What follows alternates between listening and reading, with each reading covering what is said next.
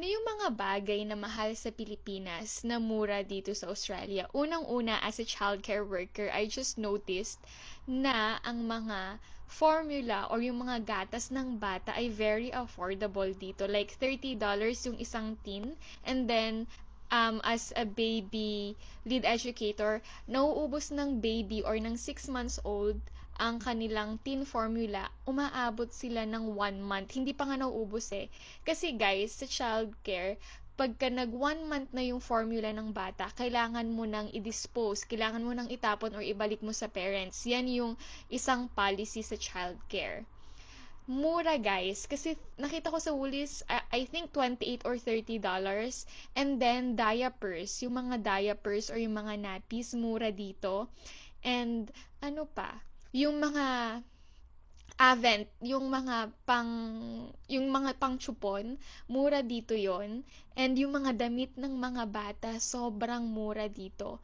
Ano pa, yung cotton on, sa Pilipinas medyo hindi pangkaraniwan yung presyo sa cotton on. Pero dito, dahil kasi siguro may outlet, kaya mura, may $5, may $3, ganon.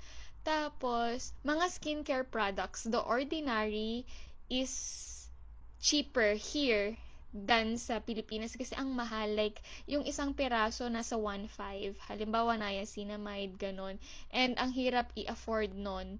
Lalo na kapag, kahit na teacher ako dati sa Pilipinas, public school teacher, I can't afford na bili ng The Ordinary. Dito, may $12, may $9. Ano pa? Pabango, guys. Mura ang pabango dito, lalo na sa chemist.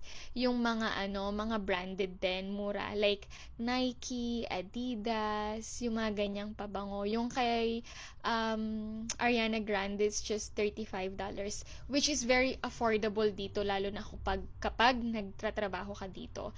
Ano pa? Chocolates. Very affordable ang chocolates dito. Meron tagwa $1 sa Woolies. Sa 7-Eleven, oh my God, sobrang mahal. Kahit sa SM, sobrang mahal ng mga chocolates. Pero dito, mura.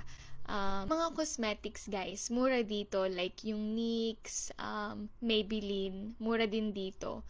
May mga tag $7 lang, $11. Basta madaming mura dito na mahal sa Pilipinas. Kung yung Levi's sa Pilipinas hindi ko ma-afford, dito afford ko. Yung mga ganong bagay. Ano pa ba? Ano pa guys? Comment down below kung ano pa sa tingin nyo yung mga mura dito sa Australia na mahal sa Pilipinas.